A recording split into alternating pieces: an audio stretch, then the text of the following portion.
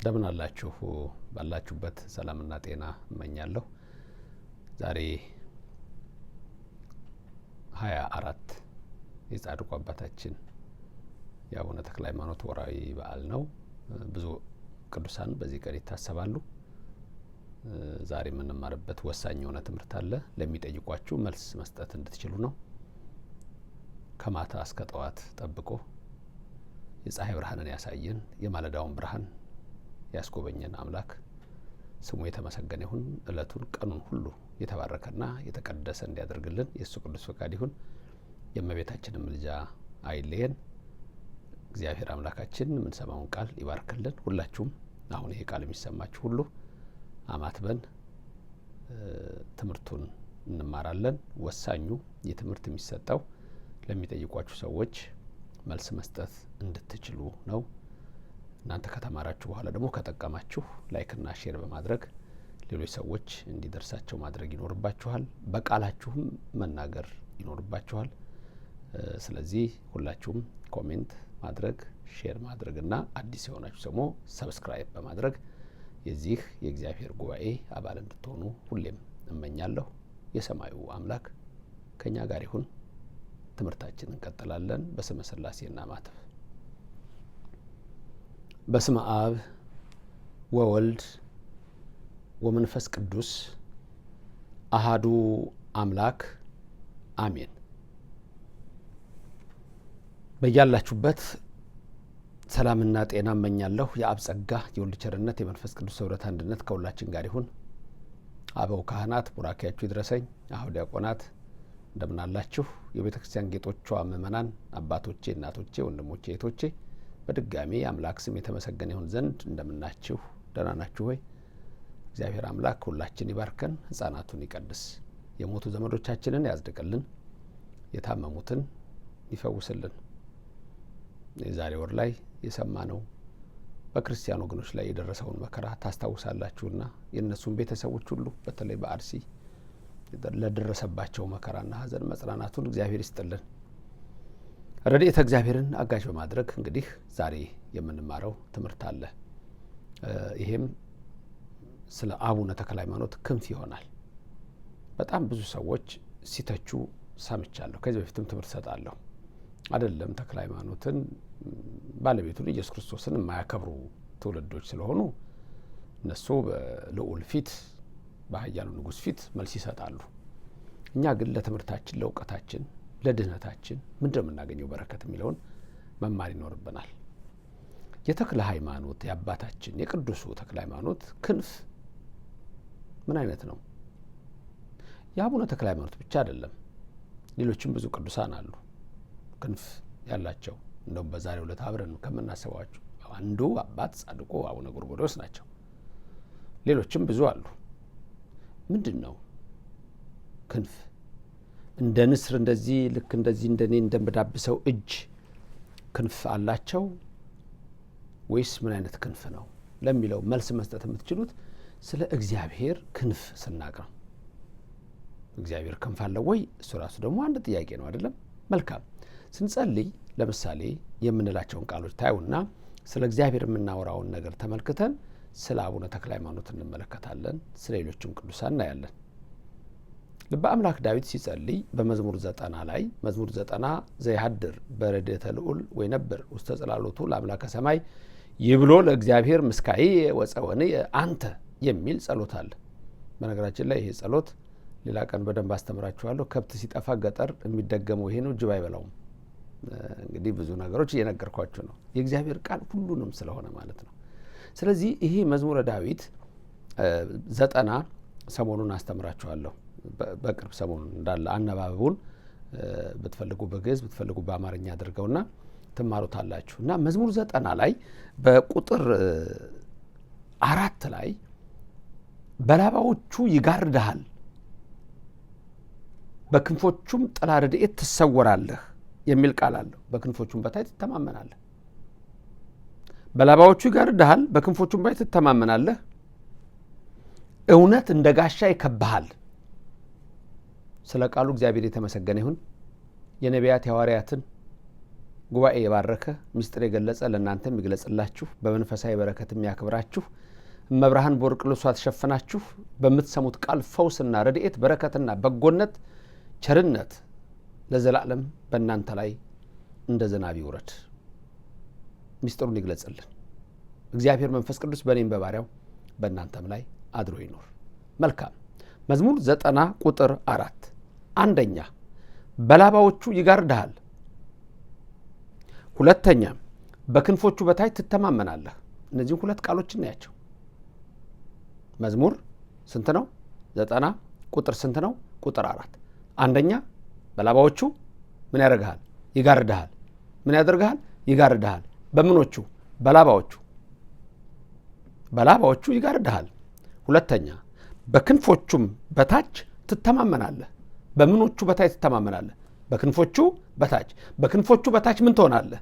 ትተማመናለህ። እንደዚህ ደግሜ የምነግራችሁ በዚህና በዚህ እያደረኩኝ በደንብ በልባችሁ እንዲቀረጽ ነው። ዋናው እግዚአብሔር የሚቀርጸው ነው። በልባችሁ ይጻፍላችሁ። መልካም። ስለዚህ አንደኛ በላባዎቹ ይጋርድሃል። ይህንን ትምህርት የማስተምራችሁ ለምንድን ነው? ብዙ የክደት እምነት አስተማሪዎች በቅዱሳን ላይ የሚነሱ በተለይ ተክለ ሃይማኖትን እጅግ በጣም ከሚጠሏቸው ተሐድሶዎች ከሚጠሏቸው ትልቁ ቅዱስ አባት አንዱ አቡነ ተክለ ሃይማኖት ናቸው። በጣም ከሚጠሏቸው ነገስታት መካከል ደግሞ አንዱ አጼ ዘርዓ ያዕቆብ ነው። ለምን እንደሆነ ይህንን በደንብ እንማራለን። የእግዚአብሔር ቤተሰቦች እናንተ የተባረካችሁ በእውነተኛይቱ እምነት ያላችሁ በሌላም እምነት ሆናችሁ ይህን ትምህርት መከታተል የምትፈልጉ ልብ ብላችሁ እስቲ በሰፊው እዩት። ቅዱስ ተክለ ሃይማኖትን ለመስደብ አባታችን አባ ተክለ ሃይማኖትን ለመስደብ በጣም ብዙ ሰዓት የፈጁ ሰዎች አሉ። ስለ እግራቸው ራሱ መቆረጥ እኛ 22 ዓመት ነው የቆሙት። ብዙ ጊዜ 7 ዓመት የሚባለው አንድ እግራቸው ከተቆረጠ በኋላ ይህንን ታውቁ ነበር? ግን ታውቃላችሁ? ይህንን ሙሉ ጸሎት የቆሙት 22 ዓመት ነው። በዚህ ብረት አድርገው 22 ዓመት ነው የቆሙት። 7 ዓመቱ እግራቸው አንዱ እግራቸው ከተቆረጠ በኋላ 7 ዓመት። ይህንን አውቅ ነበር ካላችሁኝ እንደ ሁሌው ተናግሮኛላችሁ። አውቅ ነበር አላውቅም ነበር ካላችሁ ደግሞ ተናግሮኛል። ምክንያቱም ከዚህ በፊት የምነግራችሁ ብዙዎቹ አናውቃቸውም ነበር የምትሉኛሉ። ስለዚህ እኔ ደግሞ እንደዚህ ስትሉኝ ይሄንንም ላያውቁት ይችላሉ እያሉ ከእናንተ ከማገኘው እንድነግራችሁ ይረዳኛል ማለት ነው። አባ ተክለ ሃይማኖት የቅዱሱ በረከት በእናንተ ላይ ይደር። 6 የጸጋ ክንፋቸው ከክፉ ነገር ይጋርዳችሁና 22 ዓመት በአንድ እግራቸው ቆመው ጸልየው አንድ እግራቸው ከተቆረጠ በኋላ ነው 7 ዓመት። ይህን ግን ተሐድሶውያን ምን ብለው ሲያወሩ እንደሰማው እጅግ ያሳዝናል። ለአንድ እንዲሁ ዝም ብሎ ለሆነ ሰው እንኳን የማይነገር አባባል ነው የሚናገሩት። አስታውሳለሁ አንድ ልብ ያለ ካህዲ ገርል ወይስ ገደል ብሎ የጻፈ ነበረ። አሁን እየቀረበ ቀሚስ ለብሶ ሲናገር አየዋለሁ። በጣም ይደንቀኛል። መቼም እግዚአብሔር አይቸኩልም። ልቡ እንዲመለስ እሻለሁ። እውነት እንዲያገኘው እሻለሁ። እንደሱ አይነት ሰዎች አንድ ደግሞ የኔን ስም ካላነሳ ሁሌ ንግግሩ የማያምርለት የሚመስል ደግሞ አንድ ሰው አለ። ስለሱ ሌላ ጊዜ እንደዚሁ እንመለከታለን። እና ትልልቅ ውሸቶች ሲናገር ሰማሁት። መምህር ዘበንን ጠይቄ እንደዚህ ብዬ ጠፋብኝ ምናምን ያለው አስታውሳለሁ። እና እኔ አንዳንዱ እንትንም አየዋለሁ። እና እነዚህ ሰዎች አይነት እና ሌሎች ሰዎች የተሐድሶ አይነት ሰዎች በአብዛኛው የምታዩቸው ሲሳደቡ ነው። ሲያስተምሩ አታዩአቸውም። ሲነቅፉ ነው። ሲያስተካክሉ አታዩአቸውም። በአብዛኛው የሚናገሩት ነገር ስድብ ነው ወይ የአንድ አስተማሪ ትምህርት አንስተው ነው የሚናገሩት። እናንተ እሱን አትመልከቱ። በእምነታችሁ ጽኑ። ለምትጠየቁት ግን መልስ ለመስጠት ደግሞ የተዘጋጃችሁ ሁኑ። እና በአባ ተክለ ሃይማኖት ቅዱስ አባት ላይ የጻፉት የተናገሩት እጅግ የሚያሳዝን ነው። አባ ተክለ ሃይማኖት 6 ክንፋቸው ምን አይነት ነበረ? መጨረሻ ላይ በሱ ነው እንደመደመው። ከዛ በፊት ግን አሁን ምንድነው ያልነው? እስቲ ላስደግማችሁ። መዝሙር 90 ቁጥር 4 የእግዚአብሔር ቃል ደጋግሞ መስማት ደስ ያሰኛል። ተናገሩት። በላባዎቹ ይጋርደኛል በሉ። ቃሉ ይጋርዳል ነበር የሚለው። እናንተ ለራሳችሁ አርጉትና ተናገሩ። በላባዎቹ ይጋርዳችሁ፣ በክንፎቹም በታች እተማመናለሁ በሉ። በክንፎቹ በታች ይሰብስባችሁ። ፀሐይ ጽድቅ ኢየሱስ ክርስቶስ የጽድቅ ፀሐይ ትወጣለች፣ ረድኤትም በክንፎቿ ስር ይሆናል ብሎ ነቢዩ ሚልክያስ የተናገረው አለ። በምዕራፍ 4 ላይ ይደረግላችሁ፣ የጽድቅ ፀሐይ ይውጣላችሁ፣ ጨለማችሁን ያርቅላችሁ፣ ሕይወታችሁ የበረከት ይሁን፣ ብዙዎቻችሁ የጎደለ ነገር ይኖራችኋል፣ ጉድለትን የሚሞላ እግዚአብሔር ካንተ ጋር ይሁን፣ እግዚአብሔር ካንቺ ጋር ይሁን፣ እመብርሃንም አትለያችሁ፣ የዶኪማስን ጓዳ ሙሉ አድርጋ ውሃ ወደ ወይን ጠጅ እንዲለወጥ ልጄ ወዳጄ ያለችው ድንግል ማርያም የእናንተንም ሕይወት ትለውጥላችሁ። እና ምንድን ያልነው ዳዊት ስለ እግዚአብሔር ሲናገር በልዑል መጠጊያ የሚኖር ብሎ ነው የጀመረው። በልዑል መጠጊያ የምትኖር ነው የሚለው፣ በልዑል መጠጊያ የሚኖሩ ነው የሚለው። እነዚህ ሰዎች ምን ይሆናሉ? በላባዎቹ ይጋረዳሉ ነው የሚለው። እግዚአብሔር ላባ አለው። ተመልከቱ። አስተውለው የማያዩትን ነገር ነው ማየት ያለባችሁ እናንተ። ሁልጊዜ በኢትዮጵያ ኦርቶዶክስ ተዋሕዶ ቤተ ክርስቲያን ውስጥ የሚሰጠው ትምህርት ስለ ቅዱሳን የሚነገረው፣ ስለ መላእክት የሚነገረው፣ ስለ ነቢያት የሚነገረው፣ ስለ ሐዋርያት የሚነገረው፣ ስለ ጻድቃን የሚነገረው፣ ስለ ሰማዕታት የሚነገረው፣ ስለ ደጋግ አባቶች፣ ስለ ደጋግ እናቶች የምናነሳው ሁሉ ነገር መጽሐፍ ቅዱሳዊ ነው። በኢትዮጵያ ኦርቶዶክስ ተዋሕዶ ቤተ ክርስቲያን እነሱ ከመጽሐፍ ቅዱስ ውጪ ስለሆኑ የኢትዮጵያን ኦርቶዶክስ ተዋሕዶ ቤተ ክርስቲያን ከመጽሐፍ ቅዱስ ውጪ እንደሆነች አድርገው ሊከሱ የሚሞክሩ ሰዎች አሉ። ስለዚህ እናንተ እውቀቱን ያዙ። እውቀቱን ስትይዙ ጥሩ ነው። ያ ነው የሚጠቅመው። በላባዎቹ ይጋርድሃል፣ በላባዎቹ ይጋርድሻል። እና እግዚአብሔር ላባ አለው ላባ። ቀጥሎ ምንድን ነው ያለው? በክንፎቹም በታች ትተማመናላችሁ ነው ያለው። ትተማመናለህ ነው ያለ። በክንፎቹ በታች ትተማመኛለሽ አለሽ። ተማመኑ። እግዚአብሔር ይጋርዳችሁ፣ ከክፉም ይሰውራችሁ። ተመልከቱ። ስለዚህ በክንፎቹ በታች ትተማመናለሽ። እግዚአብሔር ክንፍ አለው ወይ? መጨረሻ ላይ የተክለ ሃይማኖት የትኛው ነው ብያቸዋለሁ። ይሄ የምናወራው እንደ እግዚአብሔር አይነት ክንፍ ነው? ከዛስ ወይስ የነሱ የሚዳበስ ክንፍ ነው የተሰጣቸው? ለምሳሌ ሞቶሎሚ ሲበጥሰው ገደሉ ሲጨምራ ምን አይነት ክንፍ ተሰጣቸው? ምን አይነት ጸጋ ተሰጣቸው የሚለው እናያለን። አሁን ግን መዝሙር 90 ቁጥር 4 በላባዎቹ ይጋርድሃል፣ በክንፎቹም በታች ትተማመናለህ፣ እውነት እንደ ጋሻ ይከብሃል፣ ከሌሊት ግርማ፣ በቀን ከሚበር ፍላጻ፣ በጨለማ ከሚሄድ ክፉ ነገር፣ ካድጋና ከቀትር ጋኔን አትፈራም፣ አትፈሩም። ባጠገባችሁ 1000 በቀኛችሁ 10,000 ይወድቃል ይላል ልበ አምላክ ዳዊት። በሌላም ስፍራ የሚጸልያል። መዝሙር 16ን ተመልከቱ። መዝሙር 16 ቁጥር 8 ላይ እንደ አይን ብሌን ጠብቀኝ፣ እግዚአብሔርን ነው የሚለው። እንደ አይን ብሌን ጠብቀኝ፣ በክንፎችህ ጥላ ሰውረኝ። እግዚአብሔር በአይኖቹ ብሌን ይጠብቃችሁ፣ በክንፎቹም ከክፉ ይሰውራችሁ። መዝሙር 56ንም ይሁ ቁጥር 1 ነው። መዝሙር 56 ነው ቁጥር 1 አቤቱ ማረኝ ማረኝ፣ አቤቱ ማረኝ፣ ነፍሴ አንተን ታምናለችና ጉዳት እስክታልፍ ድረስ በክንፎች ጥላ እታመናለሁ። ጉዳት እስክታልፍ። በተለይ አሁን ያለንበት የጉዳት ዘመን ነው። የመከራ ዘመን ነው። የስቃይ ዘመን ነው። ብዙዎቻችሁ ተጎድታችኋል። ባለው ሁኔታ የምትጎዱ ብዙዎች ናችሁ። በግርግር የምትጎዱ አላችሁ። የተጎዳችሁ ብዙዎች ናችሁ። በዘመድ ሞት፣ በምትወዷቸው ሰዎች መወሰድ የተጎዳችሁ ብዙዎች አላችሁ። በሚፈስ የክርስቲያኖች ደም በቤተ ክርስቲያኗ ላይ ባለው መከራ የተጎዳን ብዙዎች አለን። ሀገራችንን በምናየው እናቶቻችን፣ አባቶቻችን፣ ወንድሞች እህቶችን በምናየው የተጎዳችሁ ብዙዎች አላችሁ። አንዳንዴ ደግሞ በግል ሕይወት የተጎዳችሁ አላችሁ። በምትወዷቸው ሰዎች የተጎዳችሁ አላችሁ። የተሰበራችሁ ሰዎች ትኖራላችሁ። ጉዳት እስክታልፍ ታልፋለች። ግን አያችሁ፣ ጉዳት ታልፋለች። የተሰበርሽበት ዘመን ያልፋል። የደከምክበት ዘመን ያልፍና እንደ ዳዊት እንዲህ ትላላችሁ፣ ያስጨነከኝ ለመልካም ሆነልኝ ትላላችሁ። ሲያልፍ ነው የሚታወቀው። ጉዳት እስክታልፍ አለ ልበ አምላክ ዳዊት መዝሙር 56 ቁጥር 1 ላይ አቤቱ አቤቱ አቤቱ አቤቱ ማረኝ፣ አቤቱ ማረኝ፣ አቤቱ ማረኝ፣ ጉዳት እስክታልፍ ድረስ በክንፎችህ ስር በክንፎችህ ጥላ እታመናለሁ። አያችሁ፣ መከለል ነው። ክንፍ ግርድ አይደለም የሚያደርገው። ዶሮ ጫጩቶቿን ስብስብ ታደርጋለች። ጩልሌ ሲመጣ ከላይ ስብስብ ታደርጋቸዋለች። ያ ጩልሌ አያቸውም፣ አይነካቸውም፣ አይወስዳቸውም፣ አይጨልፋቸውም። አጋንንት እናንተንም በእግዚአብሔር እቅፍ ስትገቡ፣ በቅዱሳኑ በእነ ተክለ ሃይማኖት እቅፍ ስትገቡ ጉዳት ታልፋለች። ማን ነው ለተክለ ሃይማኖት ደግሞ ክብር የሰጠው? እግዚአብሔር ነው ወይስ ሌላ ኃይል? እሱን እንመለከታለን ወገኖቼ። በዚህ አይነት ሁኔታ ነበር ሲጸልዩ የነበረው። እግዚአብሔር ምንድን ያለው? እስራኤልን ከግብፅ ባርነት ካወጣቸው በኋላ ወደ ተስፋይቱ ምድር ሲያገባቸው እንዴት እንዳለ ኦሪት ዘዳግም ምዕራፍ 32 ላይ ያለው ቃል ላስታውሳችሁ። ኦሪት ዘዳግም ምዕራፍ 32 ቁጥር 11 ላይ ነው። የእግዚአብሔር ቃል ምንድነው የሚለው?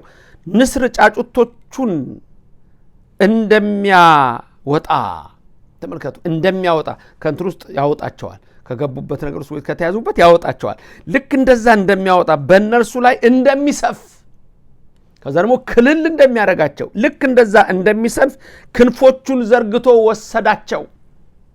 እግዚአብሔር እኮ ነው። እግዚአብሔር ክንፎቹን ዘርግቶ ወሰዳቸው፣ በክንፎቹም አዘላቸው። እግዚአብሔር በክንፎቹ ይዘላችሁ። አቤት መታደል ነው ይሄ! ክብር ምስጋና ለእግዚአብሔር ይድረሰው። እስራኤልን ማስታወስ ትችላላችሁ። እስራኤል እኮ በምድረ በዳ ውስጥ ሲዘሙቱ፣ በምድረ በዳ ውስጥ እግዚአብሔርን ሲያሙ፣ መና ወርዶ ባፋቸው እየበሉ ሰለቸን ሲሉ ባፋቸው እየበሉ ባፍንጫቸው ትል ሆኖ እስከሚወርድ በቃዴስ በርኔ በመሪባ አሳዝነውታል። እግዚአብሔርን በራፊድም አስቀይመውታል። እግዚአብሔርን ከላይ መና እያዘነበ ከአለት ውሃ እያፈለቀ እኮ አምተውታል። ግን አዘላቸው። ማርያም አምላክ ተሸከማቸው።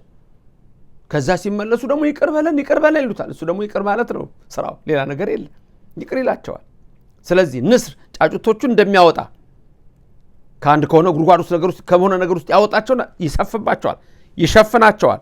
ልክ እንደዚሁ እግዚአብሔር ክንፎቹን ዘርግቶ ወሰዳቸው፣ በክንፎቹም አዘላቸው። እግዚአብሔር የተመሰገነው ስለ ቃሉ ስሙ ምስጉን ይሆንልን። ታዲያ ወገኖቼ እና አባ ተክለ ሃይማኖት ሌሎችም ቅዱሳን ክንፍ አላቸው ሲባል እንዲህ የሚዳበስ ክንፍ ነው ወይስ አሁን እግዚአብሔር ክንፍ አለው ላብ አለው ስንል የለውም? እንደዛ አለው ብለን መቼም አንገምትም። አዎ ለእግዚአብሔር ምንድነው የሚያደርገው መሰላችሁ? ለቅዱሳን የሱን አይነት የባህሪውን በጸጋ ይሰጣቸዋል። የጸጋ ይባላል። ለምሳሌ እግዚአብሔር አምላክ ነው። ኦሪት ዘጸአት ምዕራፍ 7 ቁጥር 1 ላይ ሙሴ እኔ ለፈርዖን አምላክ አድርጌሃለሁ ይለዋል። ተመልከቱ። ሙሴ እኔ ለፈርዖን አምላክ አድርጌሃለሁ። ደግሞ የሚገርመው ሙሴን አምላክ ያደረገውና እኔ እኮ መናገር አልችልም ሲል ወንድምህ አሮንን ነቢይ አረገዋለሁ ለአንተ። የእግዚአብሔር ነቢይ እኮ ነው። አፍ ይሆናል፣ አንተን አምላክ አድርጋለሁ።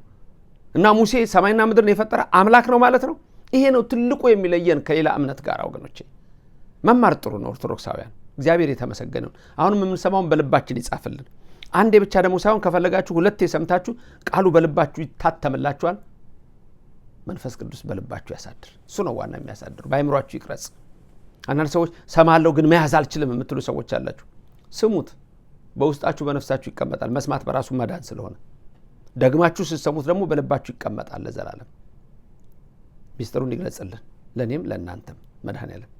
እና ኢየሱስ ክርስቶስ እግዚአብሔር አምላክ እርሱ ሙሴን አነጋግሮት በኮሬብ በደመና ውስጥ አነጋግሮት አሮንን ለሱ ነብይ አድርጎ አፍ አድርጎ አንተ ለግብፅ ለፈርዖን አምላክ አድርጌያለሁ ሲለው እኮ ሰማይና ምድርን የፈጠርክነ ማለት አይደለም። ሆን ተብሎ ሙሴን መስደብ የፈለገ ሰው ከሆነ በስተቀር መስደብ የፈለገ ሰው አባ ተክለ ሃይማኖትን መስደብ የፈለገ ሰው ካልሆነ በስተቀር ይሄ ግልጽ ነው። እግዚአብሔር የሚዳበስ የሚዳሰስ ላባ የለውም፣ ክንፍ የለውም። የሱ እኛን እንዴት መራዳቱ እንዴት እንደሆነ ሲነግረን ነው። ለቅዱሳን ደግሞ የጸጋ ክንፍ ይሰጣቸዋል። የጸጋ ክንፍ ይሰጣቸዋል። እሱ አምላክ ሆኖ ሳለ እነሱን አማልክት አሰኘ። እሱ ጌታ ሆኖ ሳለ እነሱን አጋእስት፣ እግዚ ሆኖ አጋእስት፣ ጌታ ሆኖ ጌቶች አስባላቸው። ንጉስ ወጥቶ እሱ ንጉስ ነው። እነሱን ደግሞ ምን አስባላቸው? ነገስታት አስባላቸው። ስለዚህ አሁንም በዚህ በክንፍና በላባ ስናወራ እግዚአብሔር የሚዳበስ የሚዳሰስ ላባና ክንፍ የለውም። በባህሪው እንደዛ አይደለም እግዚአብሔር። ይህንን ጸጋ ግን ለቅዱሳን የሰጣቸው ጸጋ አለ። ይህንንም ደግሞ በመጽሐፍ ቅዱስ ተጽፏል። የማይሰረዝ የማይደለዝ ኢሳይያስ ነብይ የተናገረው ስለ ቅዱሳን እግዚአብሔርን በመተማመን ስለሚጸኑት በ40ኛው ምዕራፍ ኢሳይያስ 40 ቁጥር 31 ላይ ስለና አባ ተክለ ሃይማኖት ስለሌሎችም ቅዱሳን እንዲህ ይናገራል። ምን ይላል?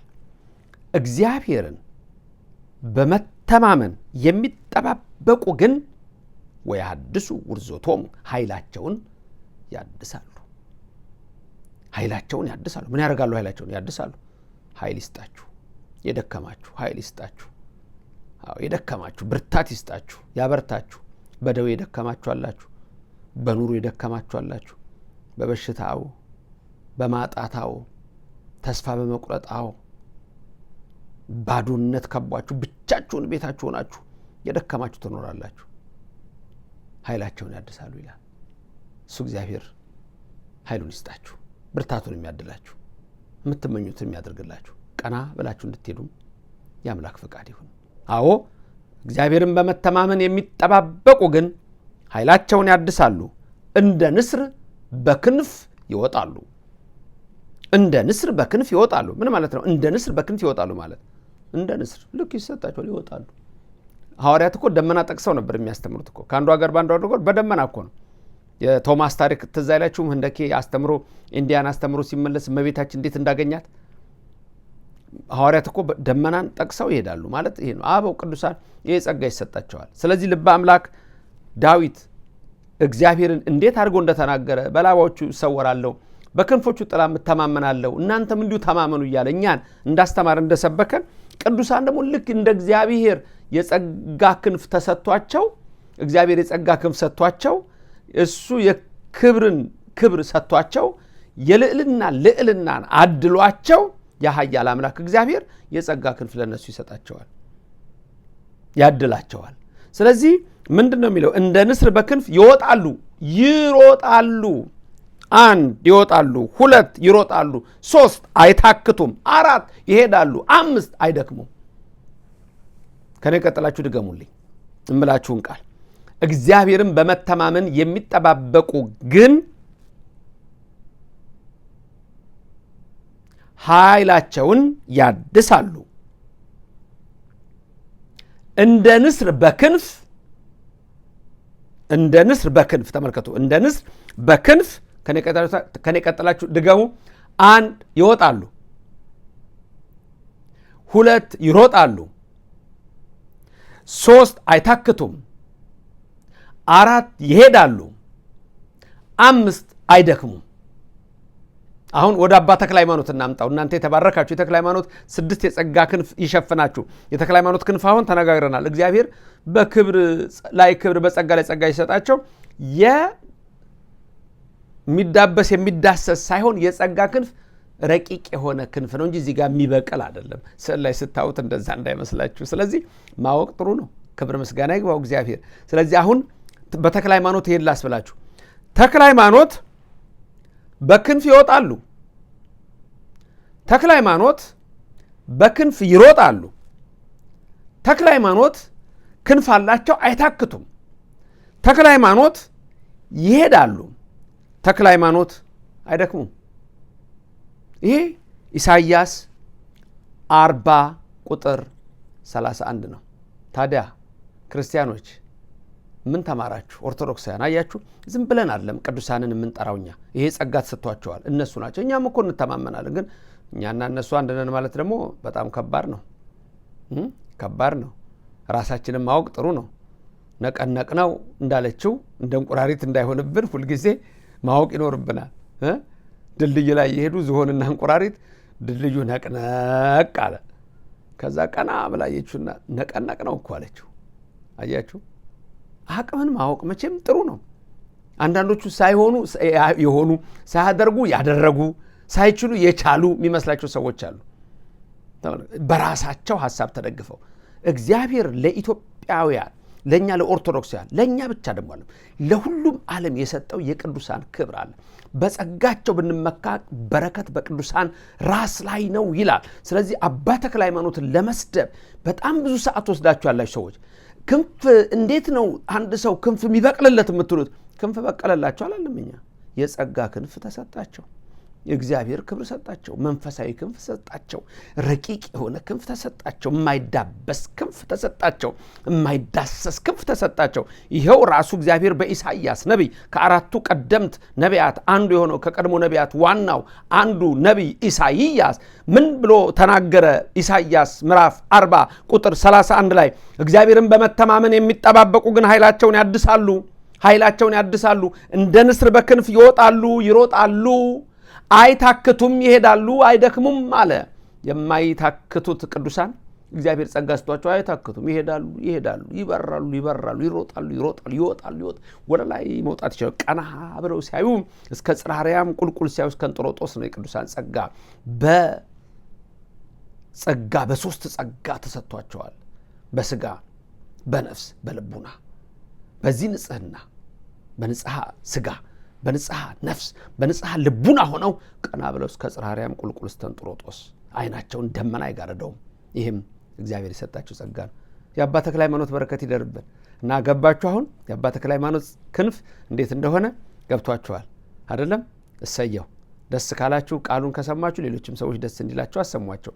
ደግሞ እንዲጠበቁ ከካህዲያንም እንዲጠበቁ ከውሾችም እንዲጠበቁ እውነትን ማወቅ ይኖርባቸዋልና በዚህ መንገድ እናንተም ለሁሉም እንድታስተምሩ ነው። ላይክ ሼር አድርጉና አዳርሱ። አዲስ የሆናችሁ ሰዎች ሰብስክራይብ የምታደርጉ በጣም በርካታ ናችሁ። ባለፈው ወር ብቻ ወደ 4000 ሰው ነው ሰብስክራይብ ያደረገው። ባለፈው በ28 ቀን ውስጥ ከ4000 ሰው በላይ ነው ሰብስክራይብ ያደረገውና እግዚአብሔር ይባርካችሁ። ወደ እግዚአብሔር ቤት ነው የምትመጡት። የእግዚአብሔር ቤተሰብ ነው የምንሰማው። ሁሌም የእግዚአብሔር ቃል ነው፣ የኔን ቃል ሳይሆን እግዚአብሔር ምን አለ፣ በዚህ ምዕራፍ ምን አለ፣ በዚህ ቁጥር ምን አለ። አሁን የሰማችኋቸውን ጥቅሶች ልብ ብላችሁ ደግሞ እናንተ መጽሐፍ ቅዱስ ላይ ሂዱና እዩ። ብዙ ሰዎች የኔ ትምህርት በተለይ በሌላ እምነት ያሉ ከሰሙ ይለወጣሉ አለኝ። አንዱ ነግሮኛል። ያንተ ትምህርት ከሰሙ ይለወጣሉ አለኝ። እንደሱ ነው ተብለን ተነግሮናል አለ። ወደ ኦርቶዶክስ የመጣ ነው። ስለዚህ እንዳይሰማ በሚደረግበት ጊዜ እናንተን ደግሞ እንዲሰማ አድርጉ። ምን አለበት? ስለዚህ እናዳርስ። በተረፈ ግን አዛኝቱም መብርሃን ቅድስተ ቅዱሳን ምልዕተ ክብር ምልዕተ ውዳሴ መዝገበ ጸሎት አቁራሪተ መዓት ሰዓሊተ ምሕረት ምዕራገ ጸሎት ቤዛዊተ ኩሉ ዓለም ስሟ የሚያምር ቅድስት ጽንዕት በድንግልና ስርጉት በቅድስና እመቤታችን ሁል ጊዜ ጸጋና ክብሩን ከልጇ ከወዳጇ ከኢየሱስ ክርስቶስ ታሰጣችሁ። በቀኝ በግራ ትቁምላችሁ፣ ከፊት ትምራችሁ፣ ከኋላ ትከተላችሁ። በልቦናችን ከልጇ ጋር ነግሳ ለዘላለም ትኑር። የቅዱስ ሚካኤል ክንፍ ይጋርዳችሁ፣ የገብርኤል መስቀል አጥር ይሆናችሁ። የሰማዕታት ሁሉ በረከት ይደርባችሁ። የአባ ተክለ ሃይማኖት የጻድቁ አባታችን በረከታቸው ይደርብን። አብ ሆይ ማረን፣ ወልድ ሆይ ራራልን፣ መንፈስ ቅዱስ ሆይ ይቅር በለን። ሀገራችንን በዓይነ ምሕረትህ ቤተክርስቲያናችንን ጠብቅ።